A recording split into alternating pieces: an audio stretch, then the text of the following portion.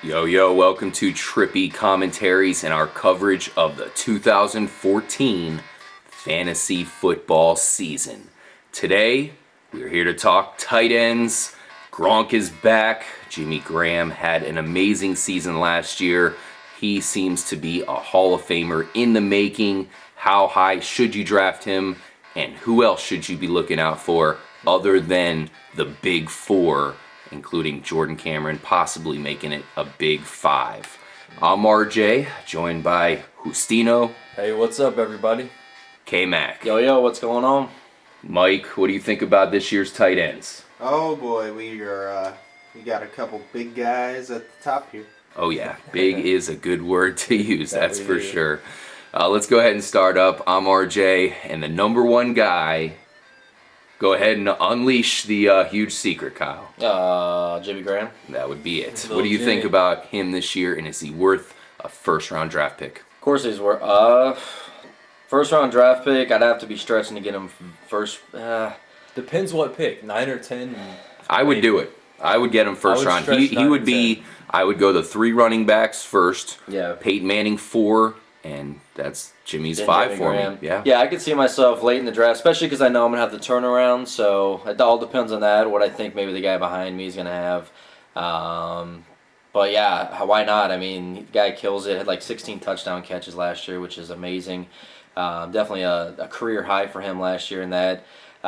He's the center point. He's the centerpiece in that massive Saints offensive passing attack. No doubt. Colson's going to be healthy, and I think when Colson's healthy, it only helps Jimmy Graham because hey, you got to cover both of them now. So Yeah. definitely draft Jimmy Graham, number 1 tight end for me. Mike, could you draft Jimmy Graham in the first round this year? Absolutely, definitely. I would take Calvin Johnson over him, Really? but then it'd be Jimmy Graham right after Calvin Johnson. I could see that. Jimmy Graham, I think he's in line for another massive season, and sky's the limit with this guy. He's ridiculous. Now, here's a question for you, Justin, number 2 here. We have What do we got? Rob Gronkowski, of course, Returning injury-ridden. Gronk, I mean, But Julius Thomas at number 3, he's got to be a guy you're tempted to pick over Gronkowski here. What are you thinking? actually, no, I would not. I'd go back with Gronk. Gronk is similar to Jimmy Graham in the Saints offense. Gronk is the centerpiece of the Patriots offense. Without him, you could see what they could do. They couldn't beat the Manning and the company. So Yep. Yeah. Julius Thomas is a great tight end, but Great Gronkowski's quarterback. going to get more looks, man. Kyle, Gronkowski versus Julius Thomas. What are you looking at? I would definitely love to have Julius one. Thomas. But if you look at, targets might be down a little bit. Obviously, Julius Thomas, we're looking at touchdowns. How many touchdowns did he get? And really, the sky's the limit on that because he's a beast as well. But with Gronk, I feel you're going to have more targets, more receiving yards with the mix of the touchdowns. We know Gronk loves getting touchdowns. I mean, this guy used to blow up getting 2 touchdowns in a game, and he's your number 1 points, scorer for that week. That's huge to have. I got to go Gronk number 2. I have a feeling about him coming back this year. It's kind of weird. He's coming back in a system that's kind of failing because the receivers aren't good enough. He's going to come back, kind of light that spark back for the Patriots and make them a competitive team. Yeah, I mean, he's really the difference for them, that's for sure. I love all 3 of these guys. I think all are worthy of very high picks. I mean, because if you don't get one of these 3 guys, I mean, I guess, like we said, there is a big 4. Vernon Davis is certainly in there as well. But, man, those top 3 especially are guys that can make, they could make more yardage, more touchdowns than some of your top wide receivers. Oh, yeah. Which is amazing at the tight end position. We never used to see it quite on that level. Vernon Davis, he's definitely going to be scoring touchdowns, so we really can't discredit him. I think any one of us would like to have him on our team. Any of those 4, man, I'd be happy. Yeah. Now, the big question comes at number 5 in Jordan Cameron. I think there's going to be a huge drop-off as far as average draft position with these guys. We're all going to be looking to get someone like that if we don't get one of those top 4. So, Jordan Cameron versus a safety of Jason Witten. I mean, what do you think, Mike? Are you going with the the ceiling of Jordan Cameron, or are you going to the safety position when it comes to probably the 6th, 7th round? Here I'd probably go with Jordan Cameron. I mean, he looked like a legitimate tight end, in fantasy. And I think, depending on the Browns quarterback situation there, it could be interesting if Manziel is in there. Maybe Manziel, exploits Jordan Cameron and turns him into top, tight end here. Yeah, I mean, I couldn't agree with you more. I mean, I feel Cameron's situation, I think his quarterback situation is a little better this year than it was last year. Yeah. Hoyer and Cameron looked great last year together.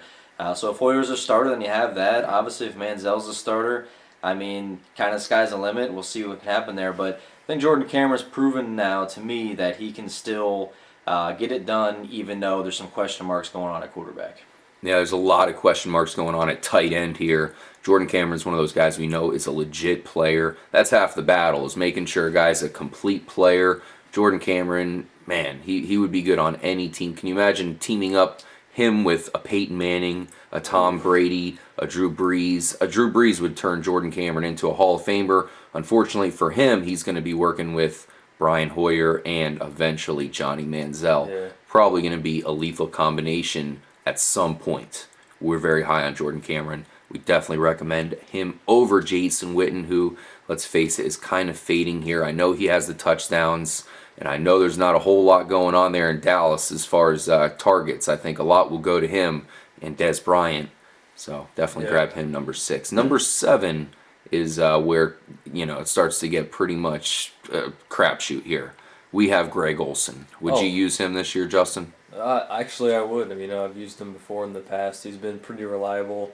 And looking at the Panthers' offense, who else does Cam Newton have that is a reliable receiver? He's gonna need has a good track record, especially in the end zone. He was the most targeted receiver on the team last year, and he just didn't get enough red zone looks.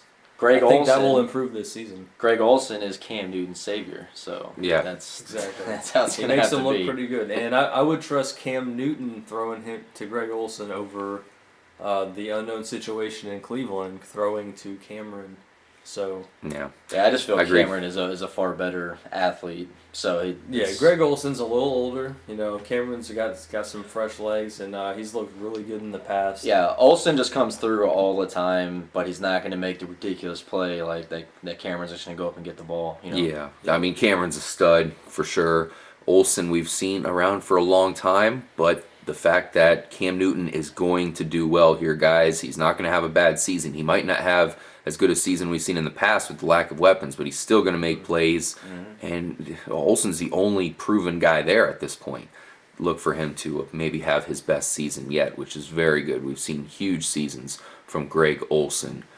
Dennis Pitta comes in at number 8. He was injured all year last year. They do bring in Owen Daniels, so he has some competition, but he's Joe Flacco's best friend. That means a lot. In tight end, all we're looking for is some touchdowns here. We know yardage is going to be hard to come by.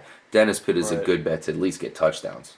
Oh, the solid red zone bet. But the Owen Daniels thing scares me. I would not look at Pitta beyond, it's a later round guy. Hopefully you would target a better tight end than him and being your tight end 1. So I kind of disagree here because I've even heard Harbaugh say that Pitta is a big part of their offense, and that's why he even blamed that last year as being, we didn't have Pitta, and he's a big focal point. They re-signed him. He's a guy I think they really want to use in their system. It'll certainly help, but having Owen Daniels there is just the vulture. It's just naturally going to happen. That's just a few touchdowns that might make a difference in your fantasy season. Yeah, I mean we saw what he was able to do last year. It wasn't very much. Both of them, they both had injuries last year, so it's kind of interesting. I think it's a safety net. Look, maybe one guy is going to be healthy and one's not. We don't know yet. That's going to be a handcuff situation. Could be. Keep in mind, the Ravens do like to run a lot of 2 tight end sets. Not only have they done it in the past with Dennis Pitta and Ed Dixon, but they're bringing in Gary Kubiak, who used Owen Daniels along with Garrett Graham. So Kubiak's going to want to use Owen Daniels. I have a feeling it's going to be a lot of 2 tight end formations there for the Ravens. And they like to pass it to the running backs as well. So we'll see how that goes. I think it's going to be a lot of dunking off to the tight ends and running backs and then bombing up to Torrey Smith and Steve Smith, the Smith duo of bomb catchers there. Here's a guy I've been wanting to ask you about, Kyle. It's our number 9 guy. It's a guy I know both of us are extremely high on. He's had problems with concussions. If it wasn't for that, he might be a top 5 guy. You know who I'm talking about. Jordan Reed. Yeah, guy I had last year, man. I was hoping he would really, come through for me there. But yeah, the concussion thing, it makes you kind of wonder about him a little bit. But like I said, I'm looking for Washington's offense to bounce back this year. Reed is an amazing athlete, kind of Aaron Hernandez like. Obviously came from the same college, plays kind of similar. I mean, hey, if he can pull off kind of the stuff that Hernandez said, that he did, not the killing, what he did on the field, he could be, allegedly, he could be something of high value here, because I think a lot of people are going to pass on him because he was kind of iffy if he was going to even play each week last season. So Sure. Yeah, it's all about the whole concussion situation. That's a terrible, terrible thing. But we've seen his former teammate Percy Harvin get through with it. Percy Harvin had that same issue, and he's kind of been away from that for a while now. Yep. Jordan Reed, all it takes is health for him. Kyle, you seem to be the Redskins advocate here. You seem to be pretty high on all their offensive weapons. Yeah. If that's the case, Jordan Reed's probably going to be pretty useful. Now, if you do draft him, would you just draft him alone, or would you have to team him up with another tight end? I would definitely have to team him up, because I don't know if he gets hit hard in preseason or in the first game of the week. Mm-hmm. How do I know he's not going to be out again? I mean, that's kind of what happened last year. He'd come back, he'd get injured, be out for a little bit, come back. It was just kind of, I don't like having those iffy situations. I want to know my guy is set to play every single week. Yeah. A guy like Delanie Walker would pair up good with him. Actually, that's kind of what I did last year. So Yeah. I have a lot of sleeper tight ends in this draft that weren't even going to be in our top 20 that I could take with him, and one of those guys could possibly blow up for me. A lot of guys we still have to talk about. Now, our number 10 guy is Kyle Rudolph. This is a huge code blue situation.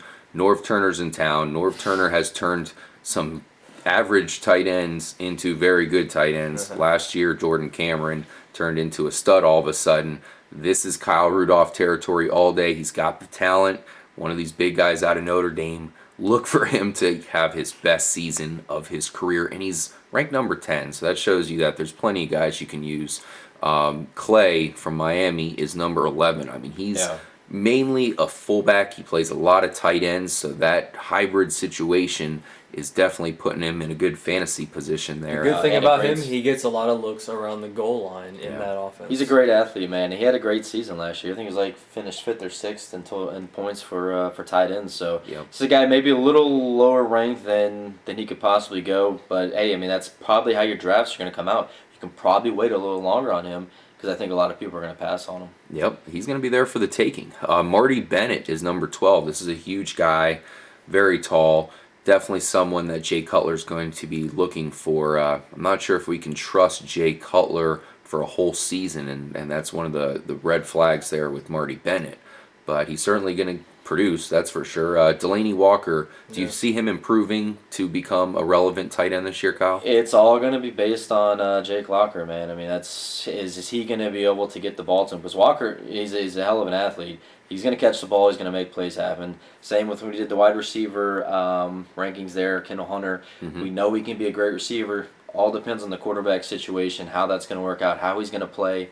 Because I feel he hasn't really been playing up to where I believe he could be.